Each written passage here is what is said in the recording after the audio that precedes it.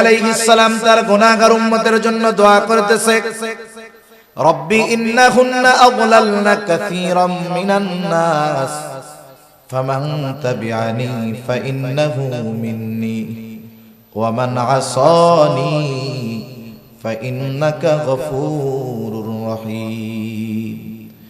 ইব্রাহিম আলাইহিস সালাম বলতেছে, ও আমার রব, ইন্নাহুন্না আযলালনা কাসীরাম মিনান নাস, এই প্রতিমাগুলো, এই মূর্তিগুলা অধিকাংশ মানুষকে পথভ্রষ্ট করে ফেলছে।